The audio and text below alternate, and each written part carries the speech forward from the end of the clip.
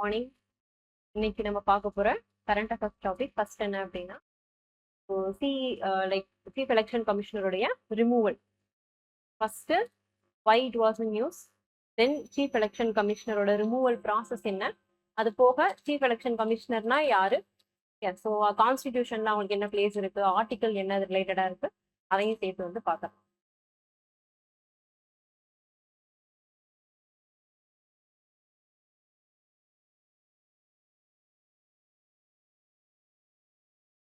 இப்போ ரீசெண்டாக பார்த்தீங்க அப்படின்னா ராஜ்யசபாவோட சேர்மேன், அதுக்கப்புறமா லோக்சபாவோட ஸ்பீக்கர், அவங்க ரெண்டு பேருமே அப்போசிஷன்ஸோட ரிமூவல் நோட்டீஸை வந்துட்டு யாருக்கு அகெயின்ஸ்டா பண்ணியிருக்காங்க, current chief election commissioner so Gnanesh Kumar அவங்களுக்கு அகெயின்ஸ்டா பண்ணதை ரிஜெக்ட் பண்ணியிருக்காங்க. Okay, so they have rejected. அப்போ அந்த ஒரு லைன்ல இருந்து நம்மளால என்ன அண்டர்ஸ்டாண்ட் பண்ணிக்க முடியும், so they have the power to reject. ஓகேவா, ஸோ அப்போ மோஷன் ஸ்டார்ட் ஐ மீன் ரிமூவல் நோட்டீஸ் கொடுத்துருக்குறாங்க. ஸோ அந்த நோட்டீஸ் கொடுத்தாலும் கூட அதை ரிஜெக்ட் பண்ணக்கூடிய கெப்பாசிட்டி யாருக்கு இருக்கு, சேர்மேனுக்கும் ஸ்பீக்கருக்கும் இருக்கு. ஓகே, ஸோ அதுதான் இதுல இருந்து நம்ம தெரிஞ்சுக்க வேண்டியது. Right, okay. தென் இப்போ ரிமூவல் நோட்டீஸ் கொடுத்துட்டாங்கன்னு சொன்னோம் இல்லையா, ஸோ எவ்வளோ பேர் கொடுத்துருக்காங்க அப்படின்னு பார்த்தோம்னா 193 MPs கொடுத்துருக்காங்க. ஸோ அதுலயுமே என்ன நோட் பண்ணணும் அப்படின்னா எவ்வளோ பேர் from both houses, Lok Sabha Rajya Sabha அப்படின்னா எவ்வளோ பேர் அப்படின்னு சொல்லிட்டு பார்க்கணும். ஸோ இப்போ இதில் லோக்சபால பார்த்தோம் அப்படின்னா 130, ராஜ்யசபால 63. Okay, right. So they have refused the motion. So இதுதான் வந்துட்டு நியூஸ்ல இருக்கு. ஃபர்ஸ்ட்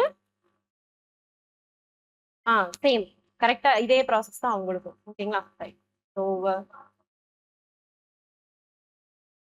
சேர்மேனும் ரிஜெக்ட் பண்ணிட்டாங்க, மீன்ஸ் ஓட்டிங் ப்ராசஸ் எதுவுமே பண்ணவே முடியாது. ஓகேங்களா, ரைட். ஸோ அப்போ இந்த ப்ராசஸ் வந்துட்டு என்ன, ஃபர்ஸ்ட் அது ரிமூவல் ப்ராசஸ் தெரிஞ்சுட்டோம் அப்படின்னா என்ன ஸ்டாப் பண்ணியிருக்காங்கன்றது நம்மளுக்கு தெரியும். ஓகே, ஸோ இப்போ இது எதுக்கு, so article 324 deals with election commissioner. ஓகேங்களா, ஆர்டிகல் 324 அப்படின்றதேவும் அதுலேயே பர்டிகுலரா கிளாஸ் 5 சப் கிளாஸ் 5 வந்து பார்த்தோம் அப்படின்னா particularly deals with removal of chief election commissioner. ஓகேங்களா, ஸோ இதுல பார்த்தோம் அப்படின்னா இப்போ நீங்க சொன்ன மாதிரி he is equal to a judge of a supreme court. ஓகேங்களா, ஸோ சுப்ரீம் கோர்ட்டோட ஜட்ஜு வந்துட்டு ப்ராசஸ் எப்படி ரிமூவல் ப்ராசஸோ அதே மாதிரி தான் இவரும். பட் அவருடைய சேலரிஸ் அப்பாயின்மெண்ட் ரிலேட்டடா இருக்கிறது, லைக் அவரோட சர்வீஸ் கண்டிஷன்ஸ் எல்லாத்தையுமே சுப்ரீம் கோர்ட் ஜட்ஜில இருந்து அப்கிரேட் பண்ணி கேபினெட் செக்ரட்டரி லெவலுக்கு இப்போ மாத்திட்டாங்க. ஓகேங்களா, 2023 ஆக்ட்ல அகைன் அது பார்ப்போம். ஓகே, ஸோ இதை மட்டும் ஞாபகம் வச்சுக்கோங்க. பட் ரிமூவல் ப்ராசஸ் என்னது, he is equal to supreme court judge. Okay, right. So அதனால it comes under judges inquiry act 1968. ஓகேங்களா, ரைட். சேம் அவங்களுக்கு இதே தான். ரைட். ஸோ இப்போ கிரவுண்ட்ஸ், ரிமூவல் கிரவுண்ட்ஸ் என்ன அப்படின்னா proved misbehaviour, incapacity. Okay, so for example proved misbehaviour in the sense அவங்க bribe வாங்கிட்டாங்க, ஓகே, இல்லை ஒரு பார்ட்டிக்கு பயஸ்டா இருந்தாங்க, இந்த மாதிரியானது எவிடென்ஷியலா நம்ம வந்துட்டு ப்ரூவ் பண்றோம் அப்படின்னா அது ப்ரூவ்டு மிஸ்பிஹேவியர். ஓகே, அப்படி இல்லாம அவங்களுக்கு அந்த கெப்பாசிட்டி இல்லை, மேபி லைக் டிஸ்குவாலிஃபைடு பர்சனா இருக்காங்க, ஓகே, எல்லாவது ஃப்ராட் பண்ணி உள்ள வந்திருந்தாங்க, இந்த மாதிரியான கெப்பாசிட்டி அவங்களுக்கு இல்லை அப்படின்னு தெரிஞ்சிச்சு அப்படின்னா அவங்கள வந்துட்டு ரிமூவ் பண்ணுவாங்க. ஸோ இதுதான் கிரவுண்ட்ஸ். ஓகே, ப்ரொசீஜர் இப்போ என்ன, ஃபர்ஸ்ட் ரிமூவல் நோட்டீஸ் வந்துட்டு நம்ம தரணும். இப்போ அதை நம்ம ஆல்ரெடி பார்த்தோம் இல்லையா, ஸோ ரிமூவல் நோட்டீஸ் வந்துட்டு தரணும். ஓகே, ஸோ இந்த ரிமூவல் மோஷன் நம்ம பாஸ் பண்ணணும் அப்படின்னா அதுக்கு ஃபர்ஸ்ட் என்ன பண்ணணும் அப்படின்னா அட்லீஸ்ட் லோக்சபால இருந்து 100 மெம்பர்ஸும் ராஜ்யசபால இருந்து 50 மெம்பர்ஸும் சைன் பண்ணி அந்த ரிமூவல் நோட்டீஸை அவங்களுடைய ரெஸ்பெக்டிவ் ப்ரெசைடிங் ஆஃபீஸர்ஸ்க்கு தரணும். சரிங்களா, சேர்மேனோ ஸ்பீக்கரோ அவங்க கிட்ட தரணும். ஓகே, இப்போ நம்ம கேஸ்ல பார்த்தோம் அப்படின்னா இந்த 100 மார்க்கு அது வந்துட்டு பாஸ் பண்ணிடுச்சு, 130 கொடுத்துட்டாங்க, ராஜ்யசபாலே 63 மெம்பர்ஸ் கொடுத்துட்டாங்க. Okay, right. ஸோ இப்போ அடுத்து எங்க போகுது, நம்மளுக்கு ஸ்பீக்கர்டையும் சேர்மேன்டையும் போகுது. So it is their discretion. Okay, their discretion to admit or to reject. Okay, இப்போ நம்ம கேஸ்ல வந்துட்டு ரிஜெக்ட் பண்ணிட்டாங்க. ஓகே, அதை கொஸ்டின் பண்ண முடியாது, ஏன் ரிஜெக்ட் பண்ணீங்க அப்படின்லாம் கொஸ்டின் பண்ண முடியாது. அதுக்கு மேல அவங்க வேணும்னா சுப்ரீம் கோர்ட் வேணா போய் ஏதாவது கேஸ் ஃபைல் வேணா பண்ணலாம். ஓகே, பட் ஏன் ரிமூவ் பண்ணாங்கன்னு கொஸ்டின் கேட்க முடியாது. Right, okay. ஸோ இப்போ ஒருவேளை அக்செப்ட் பண்ணிட்டாங்க, இப்போ நம்ம கேஸ்ல ரிஜெக்ட் பண்ணிட்டாங்க, suppose if they are admitted, accept பண்ணிட்டாங்கன்னா அடுத்து என்ன, இது இப்படி இந்த மாதிரி போட்டுக்கோங்க. ஓகே, ஃப்ளோ சார்ட் மாதிரி எழுதிக்கோங்க. அக்செப்ட் பண்ணிட்டாங்க அப்படின்னா they form a 3 member committee. அந்த 3 மெம்பர் கமிட்டியில யார் யாரெல்லாம் இருக்காங்க, supreme court judge, chief justice of high court and ஒரு ஜூரிஸ்ட்.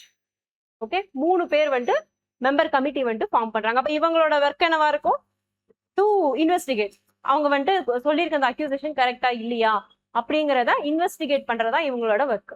Okay right. ஸோ யாரு கான்ஸ்டிடியூட் பண்றாங்க? Presiding officer. அப்ப ஸ்பீக்கரும் கான்ஸ்டியூட் பண்ணலாம், சேர்மனும் கான்ஸ்டியூட் பண்ணுவாங்க. Okay right.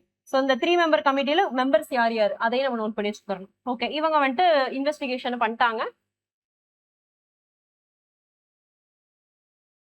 Any chief justice of high court, ஏதாவது ஒருத்தர், 3 பேர் அவ்வளவுதான், அதான் கணக்கு. இல்ல அப்ப judge of supreme court, supreme court judges எத்தனை பேர் இருக்கிறாங்க இல்லையா? ரைட். ஸோ ஏதாவது ஒரு சீஃப் ஜஸ்டிஸ் மட்டும்தான் ஒண்ணு. ரைட்டா? சுப்ரீம் கோர்ட் ஜட்ஜஸ்ன்றவங்க நிறைய பேர். ஸோ யாராவது ஒரு சுப்ரீம் கோர்ட் ஜட்ஜ், ஒரு ஹைகோர்ட் சீஃப் ஜஸ்டிஸ், அப்புறம் ஒரு ஜூரிஸ்ட். ஓகே ஸோ இந்த ஃபீல்டுலயே வந்துட்டு லா ஃபீல்ட்லயே இருக்கிறவங்க, ஓகே எக்ஸப்ஷனலா இருக்கிறவங்க, அவங்க வந்துட்டு ஒருத்தர், 3 பேர். Okay right. ஸோ அடுத்து பாத்தீங்க அப்படின்னா அவங்க வந்துட்டு இன்வெஸ்டிகேட் பண்ணதுக்கு அப்புறமா they will come up with 2 possibilities. ஒன்னு வந்துட்டு கில்ட்டி, இன்னொன்னு வந்துட்டு நாட் கில்ட்டி. ரைட். ஒருவேளை நாட் கில்ட்டி அப்படின்னா அதோட முடிஞ்சிருச்சு ஒர்க்கு. ஒருவேளை கில்ட்டி ஆயிடுச்சு அப்படின்னா அவங்க வந்துட்டு ப்ரூவ் பண்ணிட்டாங்க அவர் தப்பு அப்படின்னா அந்த ரிப்போர்ட்டை வந்துட்டு பார்லிமெண்ட் முன்னாடி வைப்பாங்க. எதுக்காக? ஓட்டிங் பண்றதுக்காக.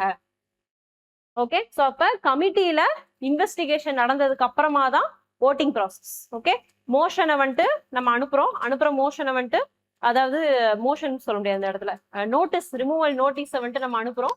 கொடுத்ததுமே ப்ரிசைடிங் ஆஃபீஸர்ஸ் அக்செப்ட் பண்றாங்களா, ரிஜெக்ட் பண்றாங்க. அக்செப்ட் பண்ணிட்டாங்க அப்படின்னா அடுத்து ஒரு கமிட்டி ஃபார்ம் பண்றோம்.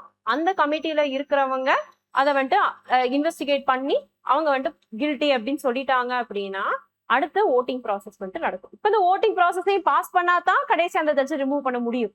ஓகேங்களா? அப்ப 2 இடத்துல, ஒன்னு டிஸ்கிரிஷனரி பவர்ல ப்ரிசைடிங் ஆஃபீஸர்ஸ் ரிஜெக்ட் பண்ணலாம், அதுலயும் he will be saved.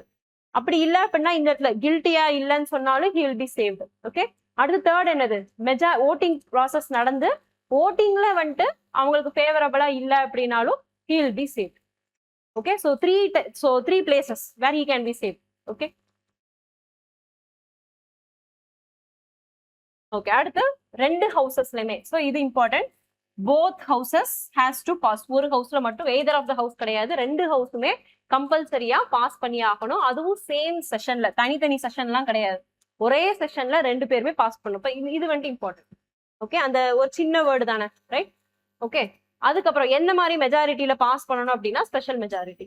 Okay special majority in the sense 2/3 of the present and voting and majority of the total membership of the house. Okay 2 ஹவுஸ்னா 2 house each house. Okay so இது 2ஐயும் pass பண்ணி நம்ம voting கொடுத்ததுக்கு அப்புறமா தான் we will get to know. Right. ஒருவேளை pass பண்ணிட்டாங்க, ஓகே பாஸ் ஆயிடுச்சு அப்படின்னா then president will give the final order. ஓகேங்களா? ஸோ இதுதான் வந்துட்டு ப்ரொசீஜர், சீஃப் எலெக்ஷன் கமிஷனுடைய ரிமூவல் ப்ரொசீஜர். ஓகே ஸோ இப்போ இதில் நம்ம மறக்கக்கூடாது என்ன அப்படின்னா அந்த 3 மெம்பர் கமிட்டி இருக்குது இல்லையா, அது மறக்கக்கூடாது. அப்புறம் இந்த சேம் செஷன்ல தான் அது ஹெல்ட் ஆகணும். 2 ஹவுசஸ்மே கம்பல்சரி பார்ட்டிசிபேட் பண்ணணும், அதுவும் இந்த same session. Okay voting process மட்டும் சேம் செஷன்ல நடக்கணும். தென் ஸ்பெஷல் மெஜாரிட்டி அது கூட நம்ம கெஸ் பண்ணிடுவோம். ஓகேவா? ரைட். ஸோ இது வந்து ரிமூவல். இப்போ நெக்ஸ்ட் சீஃப் எலெக்ஷன் கமிஷனர் பத்தி.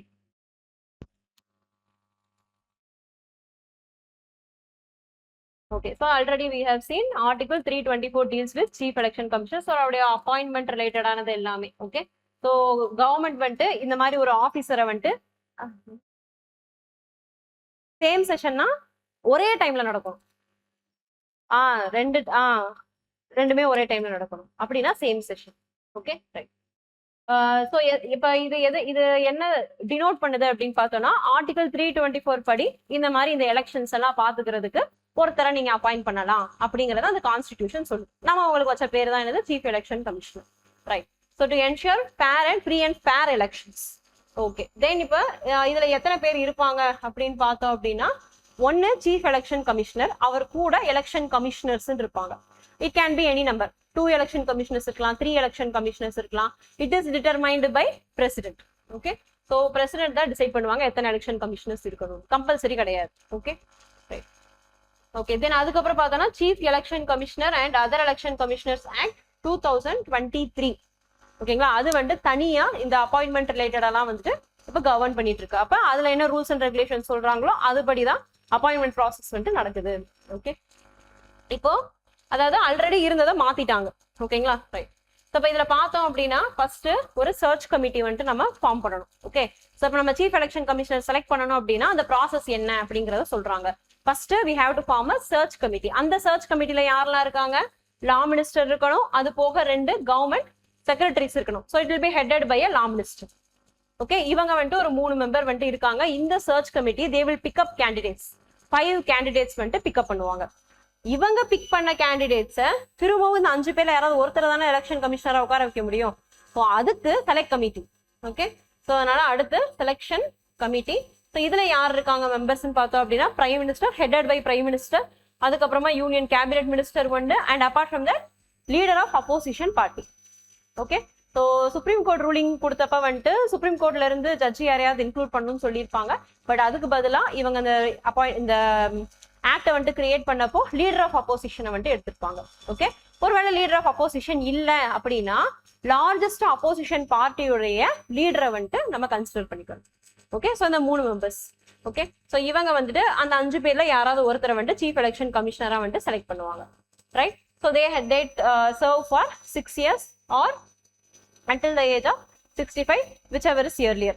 Okay, next இது ரொம்ப important, not eligible for reappointment. once chief election commissioner ஆயிட்டாங்கன்னா அவ்வளவுதான், once தான். ஓகே, ஸோ திரும்பவும் அதே போஸ்ட்டுக்கு அவங்க சீஃப் எலெக்ஷன் கமிஷனரா வர முடியாது. Right, okay. ஸோ இப்போ நம்ம ஆல்ரெடி சொன்ன மாதிரி கேபினெட் செக்ரட்டரிக்கு வந்துட்டு அப்கிரேட் பண்ணிட்டாங்க. So salary and service conditions வந்துட்டு now equal to cabinet secretary. Judge மட்டும் கிடையாது, சுப்ரீம் கோர்ட் ஜட்ஜ் இல்லையா, அதுக்கும் மேல கேபினெட் செக்ரட்டரி லெவலுக்கு கொண்டு வந்துட்டாங்க. ஓகே, உங்களோட ஃபங்க்ஷன்ஸ்னா எலெக்ஷன்ஸ் நம்ம ஆல்ரெடி பார்த்துட்டோம். அந்த எலெக்ஷன்ல யாருக்கெல்லாம் எலெக்ஷன் கண்டக்ட் பண்றாங்க அது முக்கியம். யாருக்கு எலெக்ஷன் கண்டக்ட் பண்ணல, யாரு லைக் எலெக்ஷன் கமிஷன் சொல்றோம் இல்லையா. So central election commission, state election commission 2 இருக்கு நம்மளுக்கு. ஸோ சென்ட்ரல் லெவல்ல இருக்கக்கூடிய எலெக்ஷன் கமிஷன் தான் இம்பார்ட்டன்ட். ஓகே, இப்போ நம்ம சொல்ற எல்லா ஃபங்க்ஷன்ஸுமே அவங்க தான் பண்றது. ஓகே, அவங்க என்ன இப்ப நம்ம chief election commissioners and other election commissioners பார்த்தோம்ல, அவங்களோட ஒர்க் என்னவா இருக்கும் நம்மளுக்கு? இந்த elections to president, parliament, state legislature and president and vice பிரசிடென்ட்டோட எலெக்ஷன்ஸ். அப்ப 4 டைப்ஸ் ஆஃப் எலெக்ஷன்ஸையுமே ஹேண்டில் பண்றது இவங்களோட ஒர்க். ஓகே, லோக்கல் எலெக்ஷன்ஸ் இது கீழே வராது, அதுதான் notable. Right, okay. Next territorial areas. Okay, so constituencies நம்ம வந்துட்டு பிரிக்கிறோம் இல்லையா. ஸோ அதுல ஏரியா என்னென்னன்றத வந்துட்டு நம்மளுக்கு தெரியும். ஆல்ரெடி டீலிமிட்டேஷன் கமிஷன் வச்சு நம்மளுக்கு என்னென்ன ஏரியான்றத பிரிச்சு வச்சிருவாங்க. ஓகே, ஸோ அதை வந்துட்டு ப்ராப்பரா நம்மளுக்கு இம்ப்ளிமெண்ட் பண்றது இதெல்லாம் யாரோட ஒர்க்? எலெக்ஷன் கமிஷனோட ஒர்க். ஓகே, தென் பொலிட்டிக்கல் பார்ட்டிஸ்க்கு ரெகக்னிஷன் தர்றது. இவங்க வந்துட்டு registered political party, national political party, state political party, அந்த கிரைட்டீரியால இருக்கும் இல்லையா. ஸோ அதை வந்துட்டு ரெகக்னிஷன் கொடுக்கறது யாரோட ஒர்க்? எலெக்ஷன் கமிஷனோட work. Then election symbols. Okay, இந்த கட்சிக்கு இந்த சிம்பிள்னு சொல்லிட்டு அலாட் பண்றோம் இல்லையா, அந்த சிம்பிள் கொடுக்குற வேலையும் யாரோடது? எலெக்ஷன் கமிஷனோடது. So party can choose its own. Okay, எடுத்ததுமே ஓகேங்களா, ஒரு வேலை எஸ்டாப்ளிஷ்டு பெரிய பார்ட்டியா இருந்துச்சுன்னா மட்டும்தான் it can choose. Okay, suppose டிஸ்பியூட்லாம் வந்துருச்சு அப்படின்னா இவங்க தான் செலக்ட் பண்ணுவாங்க. எந்த ஒரு கட்சி இருக்குன்னா சப்போஸ் இட் காட் ஸ்பிளிட்டட், அப்படி ஸ்பிளிட் ஆயிடுச்சு அப்படின்னா எந்த சைடுக்கு வந்துட்டு ஒரிஜினலான அந்த சிம்பிள் போகும், இதெல்லாம் டிசைட் பண்றது யாரு? இவங்க தான். Okay, right. Then model code of conduct. So elections நடக்கிறப்ப நம்ம சொல்றோம் இல்லையா, போஸ்டர் ஓட்டக்கூடாது, புது ப்ராஜெக்ட்ஸ்லாம் வந்துட்டு ஸ்டார்ட் பண்ணக்கூடாது, போஸ்டர் ஓட்டக்கூடாது சென்ஸ் புதுசா. ஓகேங்களா, புது ப்ராஜெக்ட்ஸ் வந்துட்டு ஸ்டார்ட் பண்ணக்கூடாது எலெக்ஷனுக்கு ஒரு 5-6 மாசத்துக்கு முன்னாடி, இப்படிலாம் சொல்றோம் இல்லையா. ஸோ இன்ஃப்ளூயன்ஸ் பண்ணுவோம் ஓட்டர்ஸ். அந்த மாதிரியான கோட் ஆஃப் கண்டக்ட் வந்துட்டு ப்ராப்பரா அவங்க பண்றாங்களா இல்லையான்றத பாக்குறது இவங்களோட ஒர்க். இன்கேஸ் அதை வந்துட்டு பிரீச் பண்ணிட்டாங்க அப்படின்னா அவங்களை ரிஜெக்ட் பண்றதுக்கான கெப்பாசிட்டியும் எலெக்ஷன் கமிஷனுக்கு இருக்கு. Okay, right. ஸோ இப்போ இதெல்லாம் பாத்தீங்கன்னா இந்த கேம்பெயின்லாம் நம்ம பண்றோம். சப்போஸ் நம்ம ஒரு ரூலிங் பார்ட்டியா இருக்கோம், நம்ம ரூலிங் பார்ட்டியா இருந்து இந்த கேம்பெயின் பண்றப்ப கவர்மெண்ட் வெஹிக்கிள்ஸ் எல்லாம் யூஸ் பண்ணக்கூடாது, கவர்மெண்ட் ஆஃபீஸர்ஸ் அதுக்கு யூஸ் பண்ணக்கூடாது. ப்ரொடெக்ஷனுக்கு போலீஸ் வருவாங்க, ஆனா கவர்மெண்ட் ஆஃபீஸர்ஸ் அந்த வேலைக்கு யூஸ் பண்ணக்கூடாது. அப்படி யூஸ் பண்ணாங்கன்னா அது வந்துட்டு we are violating the model code of conduct. ஓகேவா, ரைட். தென் ஃபைனலா அட்வைசரி செக்ஷன் அப்படின்னு பார்த்தோம்னா பிரசிடென்ட்டையும் கவர்னரையும் வந்துட்டு அட்வைசரி கொடுக்கறதான பொசிஷனும் இவங்களுக்கு இருக்கு. எந்த மேட்டர்ஸ் ரிலேட்டடா அப்படின்னா எம்பி, எம்எல்ஏ இவங்களுடைய டிஸ்குவாலிஃபிகேஷன் ரிலேட்டடா they can consult with election commission. ஓகேயா, அப்ப ரிமூவல் பார்த்துருக்குறோம், அவங்களோட அப்பாயின்மெண்ட் எப்படி பண்ணுவாங்கன்றத பார்த்துருக்கோம். Okay, search committee, selection committee அதுவும் பார்த்தோம். தென் ஃபங்க்ஷன்ஸ் என்ன சீஃப் எலெக்ஷன் கமிஷனுடையது. Right, next monetary policy stance. So யாரோடது, யார் பண்ணுவாங்க அந்த monetary policy stance? RBI. Right. Okay. So why it was a news அப்படின்னு பார்த்தோம்னா, ஸோ இன்னைக்கு வந்துட்டு இன்னைக்கு மீட்டிங், ஓகேங்களா, ரைட், இன்னைக்கு மீட்டிங் இருக்கு. ஸோ இது வந்துட்டு நேற்று நம்ம எடுத்தது அப்படின்றதுனால இதுல வந்துட்டு அவங்க எக்ஸ்பெக்டட் என்ன வந்துட்டு இன்னைக்கு ஸ்டான்ஸ் எடுப்பாங்கன்ற அந்த எக்ஸ்பெக்டேஷனுடைய வியூ தான் நேற்றுக்கு நியூஸ் பேப்பர்ல இருந்தது. ஓகேங்களா. ஓகே. ஸோ ரெப்போ ரேட்டை வந்துட்டு 5.25% மெயின்டைன் பண்ணலாம் அப்படிங்கிறது எக்ஸ்பெக்ட் பண்ணப்படுது. Okay. So today only we have to see whether it is decided like that or not. Okay. Okay. So பிப்ரவரியில பாத்தீங்க அப்படின்னா இப்போதைக்கு இந்த பேர் பார்த்துக்கோங்க. ஸோ இந்த ஸ்டான்ஸ்லேயே டிஃப்ரெண்ட் டைப்ஸ் ஆஃப் நேம்ஸ் இருக்கு, அது லாஸ்ட்ல பார்த்துக்கலாம். Okay, right. ஸோ இந்த பிப்ரவரி மந்த்ல பாத்தீங்க 2 months ஒன்ஸ் வந்துட்டு இந்த அவங்க வந்துட்டு சொல்லுவாங்க எப்படி இருக்கு அப்படின்றத வந்துட்டு இந்த ஸ்டான்ஸ் என்னன்றத 2 months ஒன்ஸ் சொல்லிட்டே இருப்பாங்க. ரைட். ஸோ இந்த 2 months பிப்ரவரி மந்த்ல என்ன சொன்னாங்க அப்படின்னா பாசிட்டிவான growthல இருக்குன்னு சொல்லியிருப்பாங்க. ஓகே. ஸோ மோர் தேன் 7% வந்துட்டு எக்கனாமிக் growth வந்துட்டு projected, they projected it at 7%, more than 7%. இப்போ பாத்தீங்க அப்படின்னா கம்மியா இருக்கும். ஓகே. தென் அப்ப பாத்தீங்க அப்படின்னா நல்லா போயிட்டு இருந்துச்சு. Okay. So they had a optimistic view. Okay, growth நல்லா இருக்கு. பட் கரண்ட் சிச்சுவேஷன் அப்படி கிடையாது. Okay, because due to West Asia crisis. Okay. So நம்மளுக்கு இந்த ஈரான் கிரைசிஸ்னால இப்போ கொஞ்சம் டேஞ்சரஸான ஒரு லெவல் வந்துட்டு இருக்கு. ஓகே. ஸோ சிம்பிளா நியூட்ரல் ஸ்டான்ஸ் அப்படின்னா இப்போதைக்கும் ரேட்டை கட்டும் பண்ண மாட்டாங்க, ஜாஸ்தியும் பண்ண மாட்டாங்க. அந்த மாதிரியான ஸ்டான்ஸுக்கு தான் என்னன்னு சொல்லுவோம், நம்ம நியூட்ரல் ஸ்டான்ஸ்னு சொல்லுவோம். பிப்ரவரியில நியூட்ரல் ஸ்டான்ஸ் தான் எடுத்திருந்தாங்க. Okay, right. ஓகே. ஸோ இதுக்கு முன்னாடி பாத்தீங்க அப்படின்னா withdrawal ஆஃப் அகாமடேஷன்ல இருந்த எப்ப 2024 ஃபுல்லாவே withdrawal ஆஃப் அகாமடேஷன், அதுக்கப்புறம் 2025 வரைக்குமே, அப்புறம் இருந்து கொஞ்சம் கொஞ்சமா அந்த நியூட்ரல் ஸ்டான்ஸுக்கு வரும். ஸோ இது என்னன்றதை பார்ப்போம். ஓகேங்களா. அந்த டேர்ம் மட்டும் சும்மா பார்த்து வச்சுக்கோங்க. ரைட். ஸோ இப்போ இருக்கக்கூடிய நம்மளுக்கு கரண்ட் கிரைசிஸ் என்னன்னா, ஓகே, வெஸ்ட் ஏஷியா கிரைசிஸ் நடக்குது. ஓகே, அதனால நம்மளுக்கு எப்படி எஃபெக்ட் ஆகுது, அங்க வந்துட்டு கிரைசிஸ் நடக்கிறதுனால ஆயிலோட அவுட்புட்ல நம்மளுக்கு பிரைஸ் ரேட் வந்துட்டு ஜாஸ்தி ஆகுது. ஆயில தான் நம்ம என்ன பண்றோம், பெட்ரோல் எடுக்கிறோம். எல்லா டிரான்ஸ்போர்ட்டுக்குமே அதுதான். ஓகே. ஸோ டிரான்ஸ்போர்ட் ஃபியூயலுடைய பிரைஸ் ஜாஸ்தி ஆகிறப்ப ஆட்டோமேட்டிக்கா எல்லாத்தோட பிரைஸுமே ஜாஸ்தி ஆகும். ஒரு தக்காளி வேணும் அப்படின்னா உற்பத்தி பண்ற இடத்துல இருந்து மார்க்கெட்டுக்கு கொண்டு வரணும்னா யூ நீட் அ வெஹிக்கிள். அந்த வெஹிக்கிளுக்கு ஃபியூயல் தேவை. ரைட்டா. அப்ப அதோட விலை ஜாஸ்தி ஆச்சுன்னா தக்காளியிலேயே விலை ஜாஸ்தி ஆகும். கரெக்டா. அப்போ எல்லா பொருள்லையுமே விலை ஜாஸ்தி ஆகும். So it May lead to inflation. Okay, right. So அதனாலதான் ஈரான்ல அங்க நடக்கிற பிரச்சனை எப்படி இங்க வந்துட்டு இன்ஃபிளேஷன் ஆகிறதுக்கான சான்சஸ் இருக்கு. ஓகே. ஸோ இதுல வந்துட்டு மார்ச்ல வந்துட்டு ரிவ்யூவும் கொடுத்துருப்பாங்க. ஸோ நம்ம அந்த இதெல்லாம் டச் பண்ணாம எதை பத்தி மட்டும் பார்க்க போறோம் அப்படின்னா மானிட்டரி பாலிசி மட்டும் தான் பார்க்க போறோம். ஓகேங்களா. இந்த டிஃப்ரெண்ட் டைப்ஸ் ஆஃப் ஸ்டான்ஸ் இருக்குது இல்லையா, இதை பத்தி மட்டும்தான் இதுல பார்க்க போறோம். ஓகே.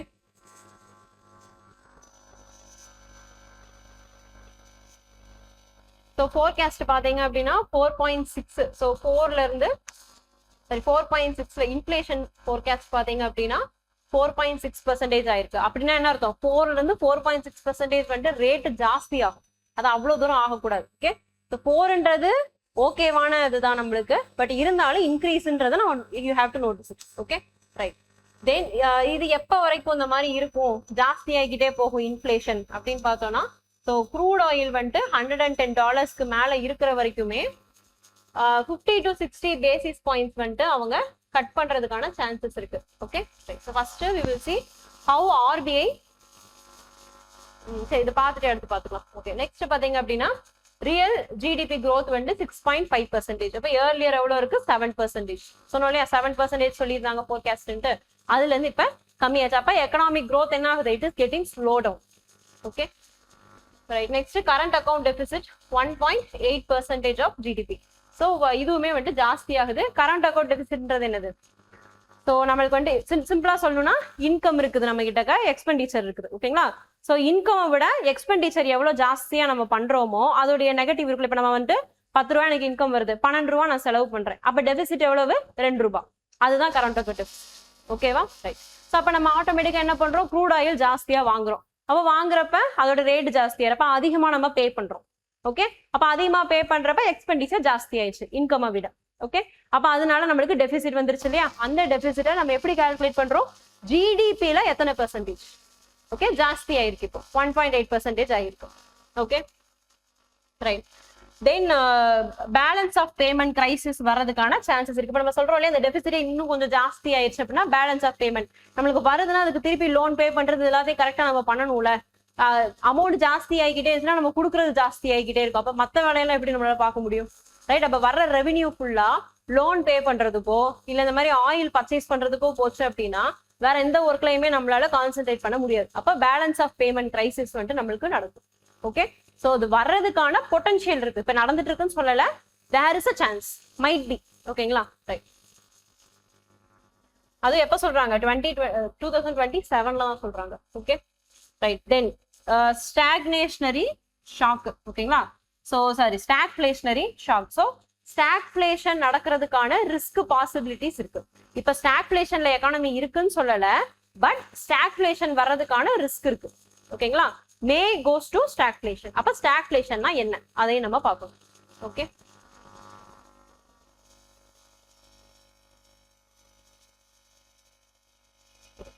அதுல பாயிண்ட்ஸ் புரிஞ்சிருச்சுல. ஆர்பிஐ வந்துட்டு எப்படி நம்மளுக்கு இந்த இன்ஃபிளேஷனை வந்துட்டு கம்மி பண்ணுதோ அதிகப்படுத்துதோ, ரெப்போ ரேட், இதை அடுத்து பார்ப்போம். ஃபர்ஸ்ட் ஸ்டாக்ஃப்ளேஷன் என்ன, இப்ப ஃபர்ஸ்ட் ரிப்போர்ட் என்ன சொல்லியிருக்காங்கன்றத பார்த்திருக்கோம். அப்ப அதுக்கப்புறமா ஸ்டாக்ஃப்ளேஷன் வர்றதுக்கான பாசிபிலிட்டி இருக்குன்னு அவங்க சொன்னதுனால ஸ்டாக்ஃப்ளேஷன்னா என்ன. Okay, right. So stagflation, so from the term itself you can understand. ஸ்டாக்னன்டான எக்கானமி இருக்கு, எக்கானமி ஹேஸ் டு க்ரோ இல்லையா, பட் ஸ்டாக்னேட்டடா இருக்கு. At the same time inflation இருக்கு. ஒரு எக்கானமி வளர வளர வளர அவங்களுடைய இன்ஃபிளேஷனும் வளர்ந்துகிட்டே வரும். ஓகேங்களா, ரைட். அதாவது நம்ம எக்கானமி ஒருவேளை வளரல, இன்ஃபிளேஷன் வளரவே இல்லை அப்படின்னா, ரைஸே ஆகலை அப்படின்னா, இன்ஃபிளேஷனே நடக்கல அப்படின்னா எக்கானமி க்ரோ ஆகலைன்னு இருக்கும். ஒரு நல்ல எக்கானமி அப்படின்னா கண்டிப்பா அதுல இன்ஃபிளேஷன் இருக்கும். ஆனா ரொம்ப ரிஸ்கியான லெவலுக்கு இன்ஃபிளேஷன் நடக்கக்கூடாது. ஓகேங்களா, லைட்டான இன்ஃபிளேஷன் இருந்துகிட்டே இருக்கணும். ஓகே, அப்போ இன்ஃபிளேஷன் இருக்கு அப்படின்னா எக்கானமி வளரணும். பட் இன்ஃபிளேஷன் இருக்கு, எக்கானமி வளரல, அப்ப மக்களுக்கு வர வேண்டிய இன்கம் வந்துட்டு ஸ்டாக்னன்டட் லெவல்ல இருக்கும். ஆனா நம்மளுடைய பிரைஸ் எல்லாமே எப்படி இருக்கும்? ஜாஸ்தி ஆயிரும். ஆனா எனக்கு வருமானம் அதே தான் இருக்கு. ஓகேவா, அப்ப இந்த மாதிரி ஒரு சூழ்நிலை வந்துச்சு அப்படின்னா தான் அது ஸ்டாக்ஃப்ளேஷன் சொல்லுவோம். Okay, so low growth and high unemployment. Okay, so அது எப்படி இந்த அன்எம்ப்ளாய்மெண்ட் இதையும் நம்ம கோரிலேட் பண்றோம் அப்படின்னு பார்க்கலாம். So this is known as Phillips curves. Okay, Phillips கர்வ்ன்றது யூஸ்வலா இந்த it correlates unemployment and growth, economic growth. Okay, inflation. ஓகேங்களா, ரைட். இப்போ ஃபார் எக்ஸாம்பிள் இப்படி இருக்குன்னு வச்சுக்கோ. So one side you have inflation, other side you have unemployment. Okay, so உங்களுக்கு வந்துட்டு இன்ஃபிளேஷன் வந்துட்டு ஜாஸ்தியா இருக்குதுன்னு வச்சுக்கோங்க. ஓகே, ஸோ இன்ஃபிளேஷன் வந்துட்டு ஜாஸ்தியா இருக்கு அப்படின்னா அன்எம்ப்ளாய்மெண்ட் ரேட் வந்துட்டு கம்மியா இருக்கு அப்படின்னு அர்த்தம். ஓகேங்களா,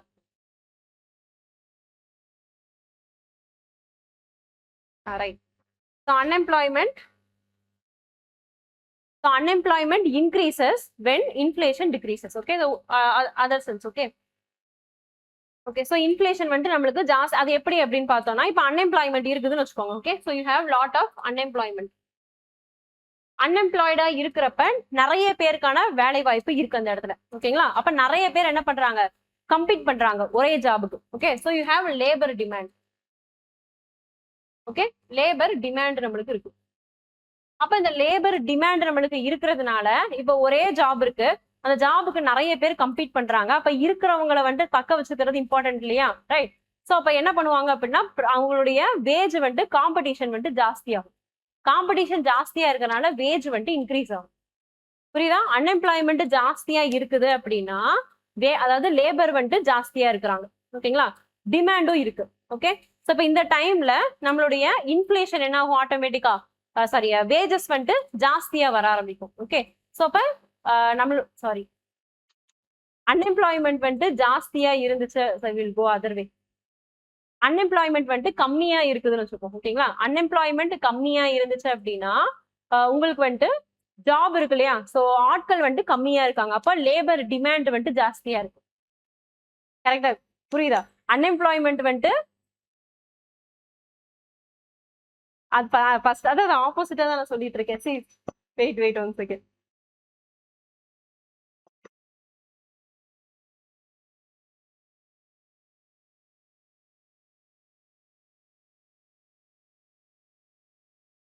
டிக்ரீசஸ், கரெக்டா. ஸோ ரிவர்ஸே வச்சுப்போம். ஓகேங்களா, அன்எம்ப்ளாய்மெண்ட் கம்மியா இருக்கு. ஓகேங்களா, ரைட். அப்போ அன்எம்ப்ளாய்மெண்ட் கம்மியா இருக்கு, அப்ப எல்லாருக்குமே வேலை இருக்கு. ஓகேங்களா, அப்போ நிறைய பேர் வந்துட்டு நம்ம வந்துட்டு ஒரு இதை கிரியேட் பண்றோம், நம்ம ஒரு இன்ஸ்டியூட் கிரியேட் பண்றோம் அப்படின்னா நம்மளுக்கு லேபர் டிமாண்ட் இருக்கும். ஓகேவா, அப்ப நிறைய பேர் வேலை இல்லாம இருந்தா தானே நம்ம ஸ்டார்ட் பண்ற இன்ஸ்டியூட்டுக்கு வேலைக்கு வருவாங்க, ரைட். அப்போ இந்த இடத்துல என்ன ஆயிருது, அன்எம்ப்ளாய்மெண்ட் கம்மியா இருக்கு, அப்ப நிறைய பேர் வேலைக்கு போயிட்டாங்க. அப்ப எனக்கு வந்துட்டு வேலைக்கு ஆள் தேவை. ஓகேங்களா, அப்ப நான் என்ன பண்ணுவேன், அன்எம்ப்ளாய்மெண்ட் கம்மியா இருக்குது, எனக்கு வேலைக்கு ஆள் தேவை, அப்ப லேபர் டிமாண்ட் ஜாஸ்தியா இருக்கு, அப்ப நான் என்ன பண்ணுவேன், ஜாஸ்தியான இன்கம் வந்துட்டு கொடுப்பேன். ஓகேங்களா, ரைட் ரைட். ஜாஸ்தியான இன்கம் வந்துட்டு நான் தருவேன். அப்ப ஜாஸ்தியான இன்கம் என்கிட்ட இருக்கிற ஒர்க்கர்ஸ்க்கு கிடைக்கிறப்ப அவங்க என்ன பண்ணுவாங்க, ஜாஸ்தியா ஸ்பெண்ட் பண்ணுவாங்க. ஜாஸ்தியா வெளியில ஸ்பெண்ட் பண்ணாங்க அப்படின்னா எல்லாத்துடைய பிரைஸ் என்ன ஆக ஆரம்பிக்கும், இன்க்ரீஸ் ஆக ஆரம்பிக்கும். ஓகேவா, இப்ப கரெக்டா இருக்கா. எம்ப்ளாய்மெண்ட் வந்துட்டு கம்மியா இருந்துச்சு, அன்எம்ப்ளாய்மெண்ட் வந்துட்டு கம்மியா இருந்துச்சு அப்படின்னா நம்மளுடைய இன்ஃபிளேஷன் ரேட் என்ன ஆகுது, ஜாஸ்தி ஆகுது. எதனால, லேபர் டிமாண்ட்னால. ஓகேங்களா, அதே இது அதர் வே ரவுண்ட். ஓகேங்களா, நம்மளுக்கு வந்துட்டு அன்எம்ப்ளாய்மெண்ட் ஜாஸ்தியா இருந்துச்சு அப்படின்னா நிறைய பேர் இருக்கிறாங்கல்ல, இப்ப டிமாண்ட் கம்மியாயிருமா, அப்ப வேஜை வந்துட்டு இன்க்ரீஸ் பண்ண மாட்டாங்க. ஓகே, இந்த சைக்கிளை பிரேக் பண்ணுச்சு அப்படின்னா அதுக்கு பேரு ஸ்டாக்ஃபிளேஷன்.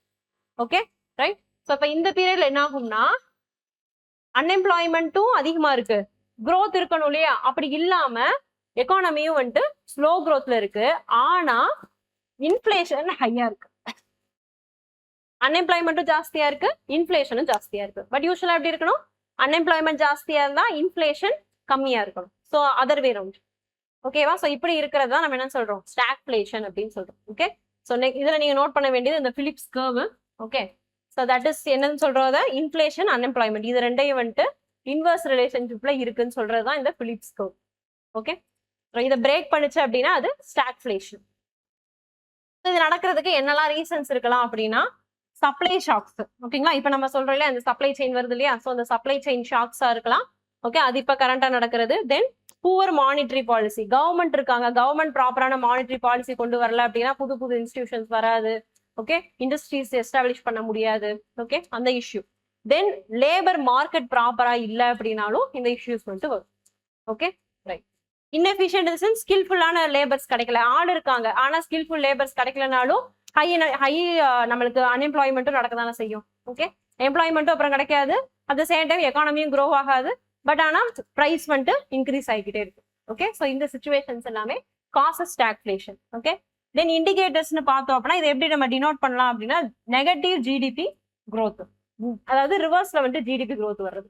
ஓகே, 5%, 6% குறைஞ்சுக்கிட்டே வருது இல்லையா, அது negative GDP growth. Okay, next high unemployment rate, then persistent consumer price index. So அந்த கன்சியூமர் பிரைஸ் இண்டெக்ஸ்ன்றது என்னது, யூஸ்வலா நம்ம வாங்குற கூட்ஸ் இருக்குது இல்லையா, வெஜிடபிள்ஸ் இந்த மாதிரி கூட்ஸ் இருக்கும் இல்லையா, ஸோ அந்த எசென்ஷியல் கூட்ஸ் வந்துட்டு என்ன ரேட்ல நம்மளுக்கு அவைலபிளா இருக்கு. ஓகே, அது மந்த்லி சொல்லுவாங்க. ஓகே, ஸோ அந்த மாதிரி கன்சியூமர் பிரைஸ் இண்டெக்ஸ் கடைசியா நம்ம கைக்கு வர்றப்ப அது என்ன வேல்யூல இருக்கு, அந்த கன்சியூமர் பிரைஸ் வந்துட்டு ஜாஸ்தியா இருந்துச்சு, எத்தனை நாளைக்கு, கன்சிஸ்டன்டா ஒரு லாங் பீரியட், பெர்சிஸ்டன்ட்னு சொல்லிட்டோம். So for very long period அது வந்துட்டு குறைஞ்சிக்கிட்டே இருக்கு, சரி கூடிட்டே இருக்கு அப்படின்னாலும் நம்மளுக்கு வந்து இன்ஃபிளேஷன் இருக்கு, அன்எம்ப்ளாய்மெண்ட்டும் இருக்குன்னு அர்த்தம். Okay, so this is stagflation. ஓகேங்களா, ரைட். ஸோ இப்போ வந்துட்டு ஆர்பிஐ ஸ்டான்ஸ் எப்படின்றத பார்ப்போம். ஃபர்ஸ்ட் இந்த monetary policy stance. Okay, RBI எப்படி வந்துட்டு இந்த ரெப்போ ரேட்டுன்னு சொல்றோம் இல்லையா, ரெப்போ ரேட்டை குறைச்சிட்டாங்க கூட்டிட்டாங்க, அதை ஏன் ஆர்பிஐ பண்ணணும். ஓகே, ஃபர்ஸ்ட் ரெப்போ ரேட்டுன்றது என்னது, ரெப்போ ரேட்.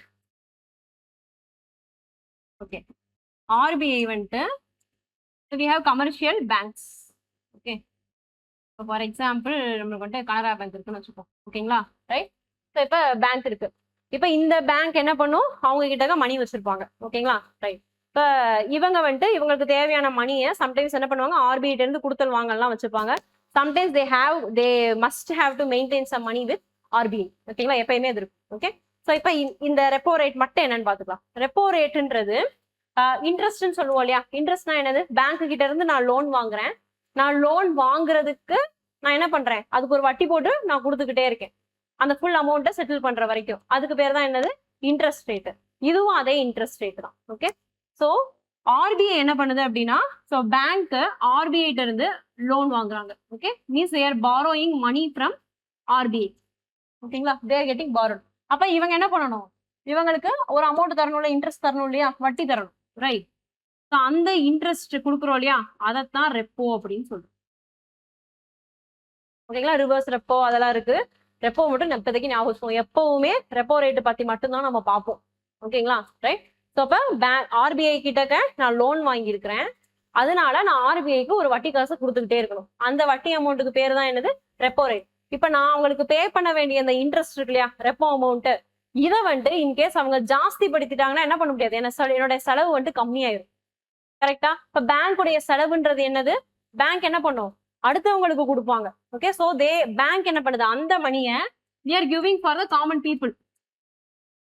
காமன் பீப்புளுக்கு லெண்ட் பண்ணுவாங்க. அதை லெண்ட் பண்றப்ப இவங்களுக்கு ஒரு வட்டி வரும். ஓகே, அது இந்த பேங்க் வந்துட்டு அவங்களோட பேங்கை ரன் பண்றதுக்கு, ஸ்டாஃபுக்கு சேலரி கொடுக்கறதுக்கு, ப்ராஃபிட் எடுக்கிறதுக்கு எல்லாம் யூஸ் பண்ணிக்கிறாங்க. கரெக்டா. அப்ப இங்க ரெப்போ ரேட் ஜாஸ்தியான ஆர்பிஐ கொடுத்துட்டேன் அப்படின்னா நான் வந்துட்டு மக்களுக்கு கொடுக்க வேண்டிய காசு கம்மியாயிருதா, right.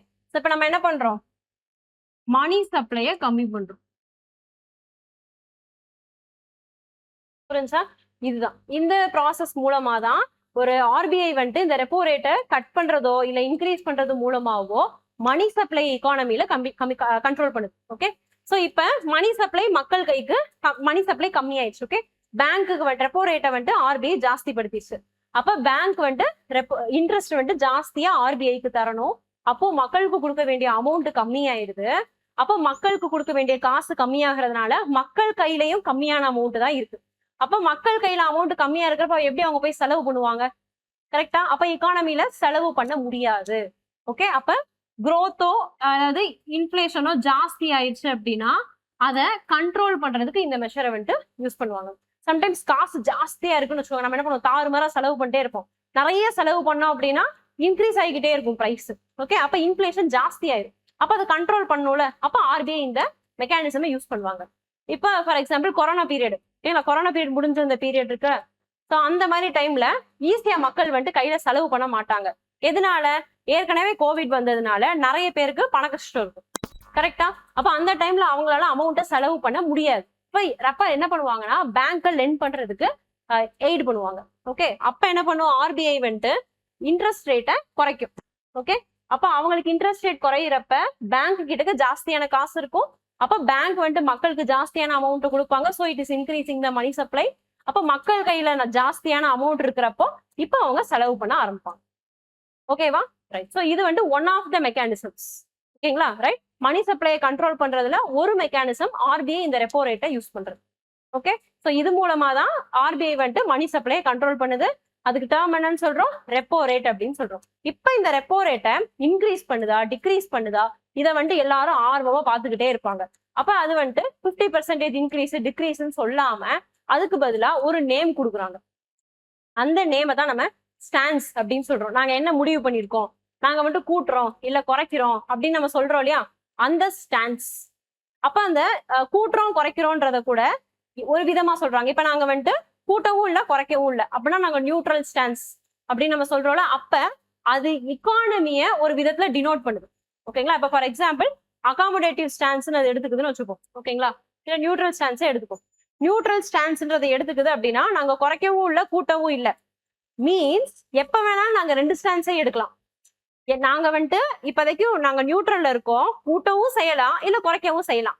Depends upon the economy, அதாவது குளோபல் இக்கானமிக்கல் லெவல் எப்படி இருக்கோ அதை பொறுத்து நாங்க எங்களோட டெசிஷனை மாத்துவோம். அப்படிங்கிற அந்த நிலைமை இருக்கிறப்ப சேஃபா எல்லாருமே வந்துட்டு ஸ்டெப்ஸ் எடுப்பாங்க. கரெக்டா. இன்வெஸ்ட்மெண்ட் பண்றது இது எல்லாமே இது ரிலேட்டடா தானே இருக்கு. ஓகே, ஸோ அந்த நேம்ஸ் என்னன்னு ஓகே, ஸோ அது நோட் பண்ணிக்கோங்க. ஃபர்ஸ்ட் ஒன் அகாமடேட்டிவ், இதை நோட் பண்ணிக்கோங்க. சம்டைம்ஸ் எல்லா புக்ஸ் எல்லாத்துலயும் இருக்காது. Okay, accommodative means cut R keep low. ஓகேங்களா, கட் பண்ண போறாங்க அமௌண்ட்டை அப்படின்னு அர்த்தம். ஓகே, ஸோ இப்போ ஆர்பிஐ வந்துட்டு ரெப்போ ரேட் வந்துட்டு என்ன பண்ண போறாங்க, கட் பண்ண போறாங்க. அப்படின்னா என்ன அர்த்தம், மணி சப்ளையை ஜாஸ்தி படுத்த போறாங்கன்னு அர்த்தம்.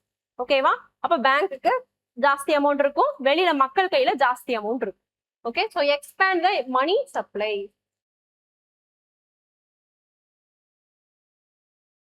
அப்ப இது எப்ப யூஸ் பண்ணுவாங்க அப்படின்னா எக்கனாமிக் ஸ்லோ டவுன்ஸ் அப்ப.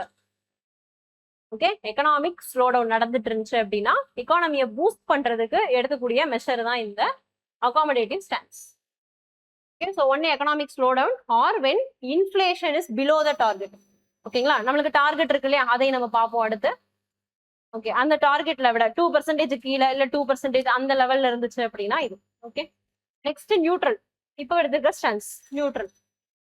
ஓகே, ஸோ என்ன வேணாலும் பண்ணலாம், can move up or down, increase பண்ணலாம் டிக்ரீஸ் பண்ணலாம், இல்ல இதே ரேட்டையே கூட நாங்க மெயின்டைன் பண்ணிக்கலாம் அப்படின்றது. அப்ப இந்த எப்ப வந்துட்டு இந்த டிசிஷன் எடுப்பாங்க அப்படின்னா இன்ஃபிளேஷனும் growth-ம் ஓரளவுக்கு பேலன்ஸ்டா இருந்துச்சு. சரிங்களா, growth-ம் இன்ஃபிளேஷனும் பேலன்ஸ்டா இருக்கு, பட் குளோபல் இஷ்யூஸ் ஏதாவது இருக்கு, ஏதாவது ட்ரிகர் பாயிண்ட் இருக்கலான்றது இருக்கு இல்லையா, அந்த மாதிரி டைம்ல. ஓகே, இப்போ ஃபார் எக்ஸாம்பிள் நம்மளோட வெஸ்ட் ஏஷியா. சரிங்களா, west Asia crisis, global triggers இருக்கு, பட் நம்மளோட growth வந்துட்டு நல்லா தான் போயிட்டு இருக்கு அப்படின்னா இதை எடுப்பாங்க. அதனாலதான் நம்ம இப்ப நியூட்ரல் ஸ்டாண்ட்ஸ் எடுத்திருக்கோம். நெக்ஸ்ட் ஹாக்கிஷ். ஹாக்கிஷ். ஓகே, ஸோ இது வந்துட்டு பாத்தீங்கன்னா இன்க்ரீஸ். ஓகே, இது வந்துட்டு இன்க்ரீஸ் பண்றதுக்கான வாய்ப்பு இருக்கு அப்படின்னா அதை வந்துட்டு ஹாக்கிஷ் அப்படின்னு சொல்லுவோம். அப்ப இன்க்ரீஸ் பண்ணுதுன்னா என்ன அர்த்தம், ரெப்போ ரேட்டை ஜாஸ்தி பண்ணுது. ரெப்போ ரேட்டை ஜாஸ்தி பண்ணா மணி சப்ளை கம்மியாயிரும். ஓகே, அப்ப எதுக்காக அந்த மணி சப்ளை நம்ம கண்ட்ரோல் பண்ணுவோம், to reduce inflation. Okay, so அப்ப control inflation we're using this. Okay, ஒருவேளை அப்படி நம்ம கண்ட்ரோல் பண்றது இக்கானமியை ஸ்லோ பண்ணாலும் பரவாயில்லன்னு எடுக்கக்கூடிய ஸ்டாண்ட்ஸ் அது. ஓகே, இப்ப இது எப்ப பண்ணுவாங்க அப்படின்னா இன்ஃபிளேஷன் பயங்கர ஜாஸ்தியா டக்கு டக்கு டக்குன்னு ரேட் கூடிக்கிட்டே போகுது அப்படின்னா இந்த மெத்தட் எடுப்பாங்க. Okay, next dovish. Dove dovish. ஹாக்னா ஈகிள். ஓகே, டவ் கொஞ்சம் ஸ்மூத்தா போறாங்க அந்த மாதிரி. ஓகே, ஸோ இப்போ என்னன்னா டிக்ரீஸ், கம்மி பண்றதுக்கான சான்சஸ் ஜாஸ்தி. ஓகே, இது எக்கனாமிக் growth-அ சப்போர்ட் பண்றதுக்காக. ஸோ இது வந்துட்டு இந்தியாவில் ரேராக தான் யூஸ் பண்ணுவாங்க. அதுவும் பர்டிகுலரா இக்கானமிஸ் டீஃப்ளேஷனை வந்துட்டு போயிட்டு இருக்கு, அதாவது growth வந்துட்டு கொஞ்சம் கம்மியா போகுது, ப்ரைஸ் ரேட்டே ஜாஸ்தி ஆக மாட்டேங்குது, கம்மியாயிட்டு இருக்கு ப்ரைஸ் ரேட் அப்படின்னா இந்த மெஷரை வந்துட்டு எடுப்பாங்க. Okay, next calibrated tightening. Calibrated tightening இது என்னன்னா ஒன்னு பிளாட்டா இருக்கலாம், அதாவது நியூட்ரல் ஸ்டான்ஸ்ல இருக்கலாம், நியூட்ரல் சொல்ல முடியாது, அதாவது ஒன்னு இப்ப என்ன இருக்கோ அதை நாங்க மெயின்டைன் பண்ணுவோம் அப்படி இருக்கலாம், இல்ல இன்க்ரீஸ் பண்ணலாம், பட் டெஃபினட்டா நாட் அ டிக்ரீஸ். ஓகே, அப்படி இருந்துச்சுன்னா அது வந்துட்டு கேலிப்ரேட்டட் டைட்னிங். இதுக்கும் நியூட்ரலுக்கும் உள்ள டிஃபரன்ஸ் என்னது, அதுலயும் கீழேயும் அதாவது ரெடியூஸும் பண்ணலாம், அப்படி இருந்துச்சுன்னா நியூட்ரல். எக்கானது கொண்டும் நாங்க ரெடியூஸ் பண்ண மாட்டோம், ஆனா இப்படியே இருக்கலாம் இல்ல இன்க்ரீஸ் வேணா ஆகலாம் அப்படின்றதான் கேலிப்ரேட்டட் டைட்னிங். ஓகே, இதுவும் வந்துட்டு அகைன்ஸ்ட் ரைசிங் இன்ஃபிளேஷன். இன்ஃபிளேஷன் ஜாஸ்தி ஆயிட்டே இருக்கு அப்படின்னாலும் இந்த மெஷர் வந்துட்டு எடுப்பாங்க. நெக்ஸ்ட் இது வித்ட்ராயல் அகாமடேஷன். அப்ப அதை நியூஸ்ல பார்த்தோம் இல்லையா, ஒய் நியூஸ்ல withdrawal accommodation. Withdrawal of accommodation மெதுவா வந்துட்டு இன்க்ரீஸ் பண்ணிக்கிட்டே இருக்கிறது. ஓகே, அகாமடேஷன்ன்றது என்னது, நம்மளுக்கு அகாமடேஷன்ன்றது வந்துட்டு கம்மி பண்றது. ஓகேங்களா, ரேட் கட்டு பண்றது. ஓகேங்களா, likely to cut R keep low. Okay, ரேட்டை வந்துட்டு ரெப்போ ரேட்டை கம்மியா வச்சிருக்கிறதோ இல்ல கட் பண்றதோ அகாமடேட்டிவ். அப்ப வித்ட்ராயல் ஆஃப் அகாமடேட்டிவ். பட் நம்ம என்ன பண்ணல, சடனா பண்ணல. ஓகே, ஸ்லோவா கொஞ்சம் கொஞ்சமா பண்றோம், எக்கானமியை வந்துட்டு அடாப்ட் பண்றோம் growth-க்கு. ஏன்னா இப்பதான் வந்துட்டு அது ஏதோ சம்திங் பார்த்துட்டு வந்திருக்குன்னு அர்த்தம். இப்போ ஃபார் எக்ஸாம்பிள் இந்த அகாமடேட்டிவ் கொடுக்குறப்ப கோவிட் டைம். ஓகேங்களா, அப்ப எக்கானமி பயங்கரமா அடி ஆகுது, அப்ப மக்களை பூஸ்ட் பண்றதுக்காக நம்ம வந்துட்டு மணி சப்ளை ஜாஸ்தி பண்றோம். இப்ப என்ன பண்றோம், மணி சப்ளை ரொம்ப ஜாஸ்தி ஆயிடுச்சுன்னா இன்ஃபிளேஷன் ஆயிடும். ஓகேவா, அப்ப அதை நம்ம கம்மி பண்ணி ஆகணும். பட் டக்குன்னு போய் கம்மி பண்ணோம் அப்படின்னா அதுவும் வந்துட்டு ஏதாவது சம் எஃபெக்ட்ஸ் தரும். அப்ப அதனால என்ன பண்றோம், நம்ம இன்ஃபிளேஷன் ஆகாம எக்கானமிக்கல் growth-ம் இருக்கணும், இன்ஃபிளேஷன் மெதுவா ரைஸ் ஆகும், அதனால கிராஜுவல் இன்க்ரீஸ் பண்றோம் ரெப்போ ரேட்டை. So high liquidity and low rates. Okay, so அப்போ கோவிட் முடிஞ்சதுமே நிறைய இந்த பேக்கேஜஸ் அது இதுன்னு நம்ம கொடுத்தோம் இல்லையா, ரைட். ஸோ அதில் நிறைய பாலிசி இம்ப்ளிமெண்டேஷன் பண்ணது நிறைய பண்ணோம். ஸோ அதனால அந்த மணி சப்ளை ஜாஸ்தி ஆயிடுச்சு. ஸோ அதிகமான லிக்விடிட்டியை கொடுத்ததுனால நம்ம இப்ப கம்மி பண்றோம். Okay,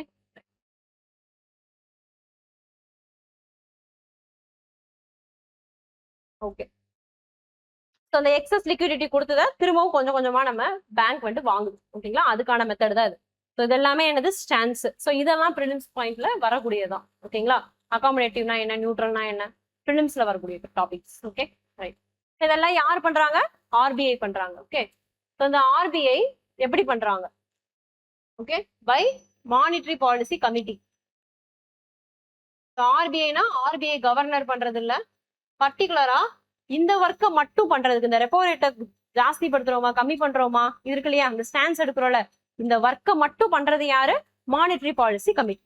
okay, the monetary policy committee is established under RBI 1934. எப்ப எஸ்டாப்ளிஷ் பண்றாங்க? 2016 under the recommendations of Urjit Patel committee. Okay, so recommendation ஒரு கமிட்டி ஒன்று ஃபார்ம் பண்றோம்னா அதுக்கு பின்னாடி ரெக்கமெண்டேஷன் இருந்துச்சுன்னா அது யாருன்னு பார்த்து வச்சுக்கணும். ஓகேங்களா, ரைட். உர்ஜித் பட்டேல் கமிட்டியோடைய ரெக்கமெண்டேஷன்ல ஃபார்ம் பண்ணதான் அந்த எம்பிசி. ஸோ ரீசெண்டா ஃபார்ம் பண்ணது. So it is very important. Okay, right. Next இதுல வந்து 6 மெம்பர்ஸ் இருப்பாங்க. ஓகேங்களா, இப்ப இதுக்கு முன்னாடி யார் பண்ணிட்டு இருந்தாங்க? அப்ப இதுக்கு முன்னாடி எல்லாம் இந்த ஸ்டாண்ட்ஸ் எல்லாம் எடுக்கலையா அப்படின்னு கேட்டீங்கன்னா எடுத்தாங்க. ஆனா under the sole supervision of RBI governor. ஓகேங்களா, அவர் தான் டிசிஷன் எடுப்பார். பட் இப்ப அதை மாத்தி, பிகாஸ் இப்ப தப்பா ஏதாவது பண்ணிட்டாருன்னா மொத்த பாலமும் அவர் மேலதானே போய் விழுகும். Right. So it may go wrong. Right. So அதனால என்ன பண்றோம் அப்படின்னா ஒரு மெம்பர் கமிட்டி ஃபார்ம் பண்ணி எல்லாரும் சேர்ந்து டெமோக்ராட்டிக்கா டிஸ்கஸ் பண்ணி ஒரு முடிவு எடுக்கட்டும்னு சொல்லி கொண்டு வர்றது. Okay, so 6 members. ஸோ அந்த 6 மெம்பர்ஸ்ல ஃபர்ஸ்ட் யாரு? ஆர்பிஐ கவர்னர், அதுக்கப்புறமா deputy governor in charge of monetary policy, அதுக்கப்புறமா ஒரு ஆர்பிஐ ஆஃபீஸர். ஓகேங்களா, ரைட். அது போக 3 மெம்பர்ஸ் வந்துட்டு கவர்மெண்ட் அப்பாயிண்ட் பண்றாங்க, சென்ட்ரல் கவர்மெண்ட் அப்பாயிண்ட் பண்ற ஒரு 3 மெம்பர்ஸ். அவங்க வந்துட்டு ஒரு 4 இயர்ஸ் பீரியடுக்கு வந்துட்டு இருப்பாங்க. Okay, right. ஸோ இவங்களோட ஒர்க் என்ன, ஃபங்க்ஷன் என்ன அப்படின்னு பார்த்தோம் அப்படின்னா ரெப்போ ரேட்டை வந்துட்டு மெயின்டைன் பண்றது. எதுக்காக ரெப்போ ரேட்டை இன்க்ரீஸ் டிக்ரீஸ் பண்றது? எதுக்காக? பிரைஸ் ஸ்டெபிலிட்டிக்காக, இன்ஃபிளேஷன் வந்துட்டு ஜாஸ்தியாகாம இருக்கிறதுக்காக பண்றது, எக்கானமிக் க்ரோத்தை வந்துட்டு பூஸ்ட் பண்றதுக்கு, இதுக்கு எல்லாத்துக்குமே இவங்களுடைய work. Okay, and regulate the money supply. Then இவங்க அதுக்கு அப்ப ஓகே இவங்க இதை பண்ணுவாங்கன்னு நம்ம சொல்லிட்டோம். ரெப்போ ரேட்டை இன்க்ரீஸ் பண்றாங்க, டிக்ரீஸ் பண்றாங்க. அவங்க பாட்டுக்கு திடீர்னு ஜாஸ்தியா பண்ணிட்டாங்க, ரொம்ப கம்மியா பண்ணிட்டாங்கன்னா ஸோ அப்போ அவங்களுக்கு ஏதாவது எய்ம் இருக்கணும் இல்லையா, ரைட். நான் தினமும் காலையில ஒரு 10 நிமிஷம் ஓடுவேன்றதை விட டெய்லி நான் 2 கிலோமீட்டர் ஓடுவேன் அப்படின்னு நம்ம பிக்ஸ் பண்ணா இன்னும் கொஞ்சம் பெட்டரா இருக்கும் இல்லையா, எஃபிஷியன்சி. ஸோ அந்த மாதிரி டார்கெட் வந்துட்டு இவங்களுக்கு இருக்கு. Okay, but it is a flexible target. Okay, அந்த டார்கெட் என்ன அப்படின்னா இன்ஃபிளேஷன் வந்துட்டு நம்மளுக்கு 4% பிளஸ் ஆர் மைனஸ் 2% இருக்கணும். ஓகே, இந்த அதாவது 2ல 4%, பிளஸ் 2னா 6, மைனஸ் 2னா 2. அப்ப 2ல இருந்து 6%குள்ள மட்டும்தான் இன்ஃபிளேஷன் இருக்கணும். அந்த 6% தாண்டி போச்சு அப்படின்னா தே ஆர் அக்கௌண்டபிள். ஏன் தாண்டி போச்சு? அதை கம்மி பண்றதான உங்க ஒர்க் அப்படின்னு கேட்பாங்க. இல்ல ரொம்ப மோசமான ஒரு லெவல் போயிட்டு இருக்குது, இப்ப எக்கனாமிக் கிரைசிஸ் எல்லாம் நடக்குது, அப்ப எக்கனாமிக் ஸ்லோடவுன்ஸ் நடக்கிறதுக்கான சான்சஸ் இருக்கு. அந்த மாதிரி இன்ஃபிளேஷன் கம்மியாகுதுன்னா 2% தான் வரணும். அதுக்கும் கீழே போயிடுச்சு அப்படின்னா they are accountable. Okay, right. So அது பாத்தீங்க அப்படின்னா ரீசெண்டா ஒரு 2-3 ஒரு 2-3 டைம்ஸ் அந்த மாதிரி ஆச்சு. இன்ஃபிளேஷன் ரொம்ப ஜாஸ்தி ஆயிடுச்சு. 6% விட ரொம்ப பார்டர் தான், 6.2, 6.5 இந்த மாதிரி போயிடுச்சு. அதுக்கே தே ஆர் அக்கௌண்டபிள். ஓகேங்களா, ஸோ அப்போ அக்கௌண்டபிள்னா அது எப்படி பண்ணுவாங்க? ஓகே, ஸோ இவங்க வந்துட்டு ஒருவேளை அவங்களுடைய 3 கான்சிக்யூட்டிவ் குவார்டர்ஸ், ஓகேங்களா, ஸோ 4 மாசத்துக்கு ஒரு தடவை, ஓகேங்களா, அந்த 4 மாசத்துக்கு ஒரு தடவை வந்துட்டு பாக்குறப்போ அவங்களுடைய இன்ஃபிளேஷனரி டார்கெட் அவங்க பிரேக் பண்ணிட்டாங்க அப்படின்னா, ஓகேங்களா, 6% அதை விட ஜாஸ்தி ஆயிடுச்சு, 2 விட கம்மி ஆயிடுச்சு அப்படின்னா they have to report. Okay, so RBI என்ன பண்ணணும்? தே need to report to the central government. Okay, central கவர்மெண்ட்ல ரிப்போர்ட் பண்ணது மட்டும் பத்தாது, எதனால இப்படி ஆச்சுன்றதையும் சொல்லணும். ரெமடியல் மெஷர் நாங்க என்ன பண்ணலாம், அடுத்தது மாத்துறதுக்கு என்ன ரெமடியல் மெஷர் அதையும் சொல்லணும். அது போக எத்தனை மாசத்துல நம்ம ரெக்கவர் பண்ணி திரும்பவும் இன்ஃபிளேஷனரி டார்கெட் குள்ளேயே கொண்டு வர்றது, இது எல்லாத்தையுமே தே need to tell. Okay, so என்னென்ன சொல்லணும்? ரீசன்ஸ் ஃபார் ஃபெயிலியர், ஏன் நடக்காம போச்சுன்றத சொல்லணும், ரெமடி சொல்லணும், அதுக்கப்புறமா திரும்பவும் நார்மலைஸ் ஆகுறதுக்கு ரெக்கவர் ஆகிறதுக்கான டைம் என்ன அப்படின்ற டைம் ஃப்ரேமையும் கொடுக்கணும். கம்பல்சரியா அது 3யுமே யார் பண்ணணும்? ஆர்பிஐ வந்துட்டு பண்ணியாகும். ஓகேவா, ரைட். ஸோ அப்ப எம்பிசியோட ஒர்க் தான் இது. ஓகேங்களா, அப்ப எப்ப இந்த சப்மிட் பண்ணணும் உங்க ரிப்போர்ட்டை? 3 தடவை. ஓகேங்களா, 4 மாசமாவும், இப்ப 4 மாசம் ஃபர்ஸ்ட் 3 அதாவது 4 நாளா 3 டேர்ம்ஸ் நம்ம எடுத்துக்கிறோம். ஓகேங்களா, ரைட். ஒரு 1 year. Okay right. ஸோ இப்போ நம்ம அதை எடுத்துக்கிட்டோம். இப்போ இதுல வந்துட்டு அவங்களோட ப்ராப்பரா வந்துட்டு க்ரோத் வரல. 3 தடவையுமே 3 டேர்ம்லயுமேவும் 6.5லயே மெயின்டைன் ஆயிட்டு இருக்கு அப்படின்னா they have to report. 2 quarter மட்டும் 6.5, தேர்ட் குவார்டர்ல 6.6 இல்ல 5.9 அப்படின்னா நோ ப்ராப்ளம். ஆனா 3 டைம்ஸுமே அது ஆயிடுச்சு அப்படின்னா they need to report.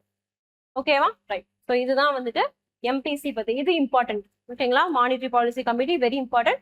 Prelims point of view தான், எல்லாமே ப்ரிலிம்ஸ் தான் நம்ம பார்த்தது. ஓகேங்களா ரைட். ஸோ அதில் 6 மெம்பர்ஸ் இருக்கிறாங்க. இன்ஃப்ளேஷனரி டார்கெட் வந்துட்டு 4 ± 2%. ரைட்.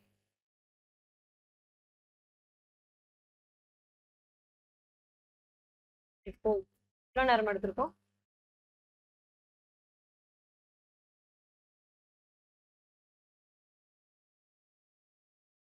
இது மட்டும் ஒரு வார்த்தை பார்த்துக்கோங்க. ஓகேங்களா. ப்ராஜெக்ட் செட்டாக்.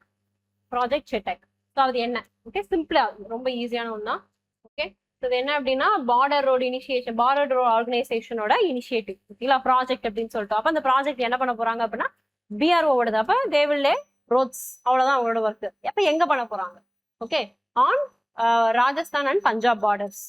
ஓகேங்களா. ஸோ அதுதான் அவங்களோட ஒர்க். அந்த ஒர்க்குக்கு பேர் என்னது? ப்ராஜெக்ட் செட்டாக். அவ்வளோதான். ஓகே ஸோ ரீசெண்டாக அவங்க வந்துட்டு ரைசிங் டே வந்துட்டு செலிப்ரேட் பண்ணாங்க. அது கிரியேட் ஆகி இத்தனை வருஷம் ஆச்சுன்னு சொல்லிட்டு they have celebrated it. So அதனால it was in news. Okay right. அவங்க என்ன பண்ணுவாங்க? They construct road. ஓகேங்களா. இன்டர்நேஷனல் பார்டர்ல ரோடு போடுறது இவங்களோட ஒர்க். ஓகேங்களா. பிஆர்ஓ மட்டும்தான் பார்டர்ல ரோடு போடுவாங்க. ரைட். அண்ட் இவங்க வந்துட்டு ஃபாலோ பண்ற இன்னொரு மெத்தட் என்ன அப்படின்னா டிச் கம் பட்ஸ். அப்படின்னா என்னன்னா லைக் நத்திங், குழி தோண்டி வைக்கிறது. ஓகே இப்போ லேண்ட் இருக்கு அப்படின்னா இதுக்குள்ள இவ்வளவு பிரிஸ்கா குழியை தோண்டி தண்ணியை நிரப்பி விட்டுருவாங்க. ஓகேங்களா ரைட். பண்டு தான். பண்டு டிச்சுனா என்னது? ட்ரைனேஜ் சொல்லுவோம் இல்லையா ரைட். ஸோ தண்ணி நிரம்பி இருக்கு. இது எதுக்காக இதை பண்றாங்க அப்படின்னா இப்போ நம்மளுக்கு அங்க இருந்து ஒரு டேங்கர் வருதுன்னு வச்சுக்கோங்க. ஓகேங்களா. அந்த டேங்கர் வந்துட்டு என்ன ஆயிரும்? பண்டு ஒரு பண்டு இருந்துச்சு அப்படின்னா அதுக்குள்ள விழுந்துரும், மூவ் ஆகி வர முடியாது. அதை அப்ஸ்ட்ரக்ட் பண்றதுக்கான ஒரு மெத்தட் தான் இது. ஸோ இதையும் பாக்குறது யாரோட வேலை? They have aim. Okay they need to maintain this. அது யாரோட வேலை? இந்த பிஆர்ஓ உடைய வேலை. ஓகேங்களா ரைட். இதான் வந்துட்டு ப்ராஜெக்ட் செட்டாக்.